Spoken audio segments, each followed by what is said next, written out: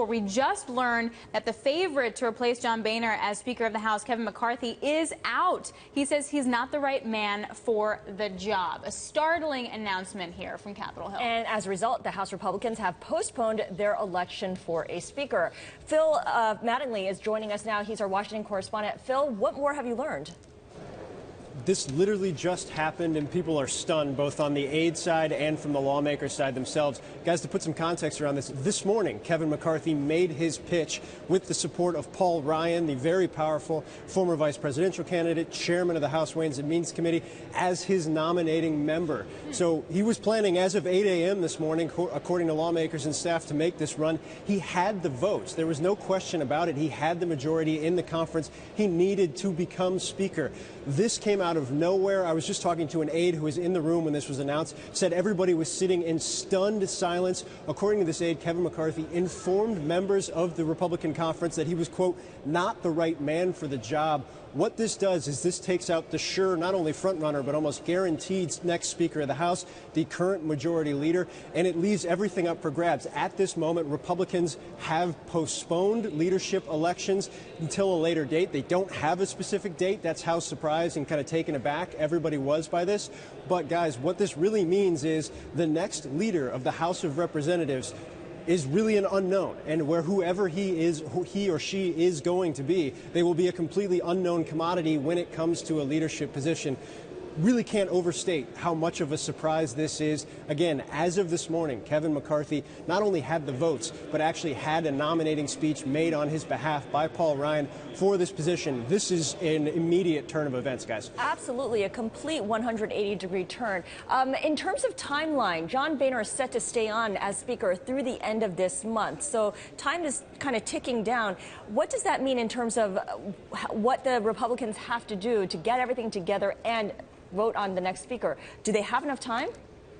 They have enough time, but Scarlett, the interesting thing is now people who were never expecting to really step up are almost certainly going to have to. Now, there are two other candidates who were in this race.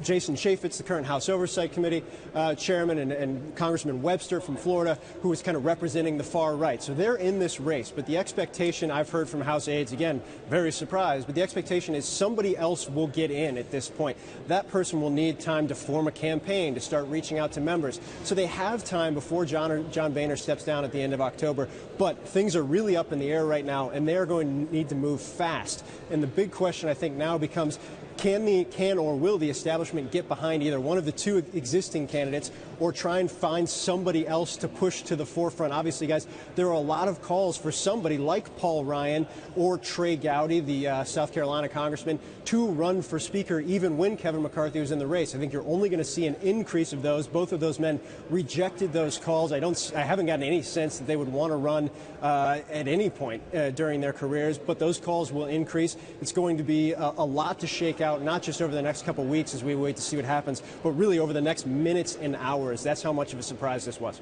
Yeah, and Phil, the backdrop of this is, of course, that we're going to hit, of course, the debt ceiling at the beginning of November. Treasury Secretary Jack Lew has said we're going to run out of money then, so it really put the onus on the Speaker to try and pass and raise the debt ceiling limit. Does that throw that scenario totally in jeopardy now?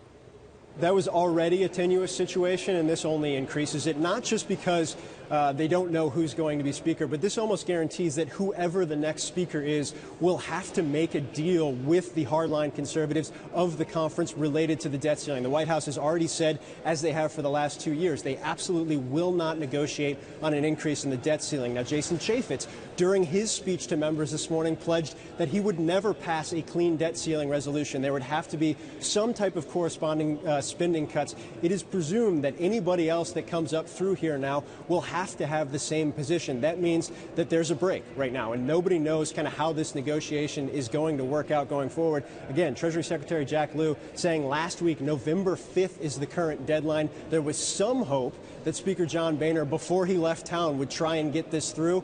Over the last 3 or 4 days, everybody I've talked to in the Republican conference, both on the lawmaker and on the aide side, have thrown cold water on that, saying absolutely not. This conference will not allow a clean debt ceiling increase. That means we currently have no no path forward to increase the debt ceiling. And that's not even including the deadline for the highway bill on October 29th, the spending bill deadline on December 11th. So there's a lot of stuff going on right now, guys, and some immediate potential crises right around the corner.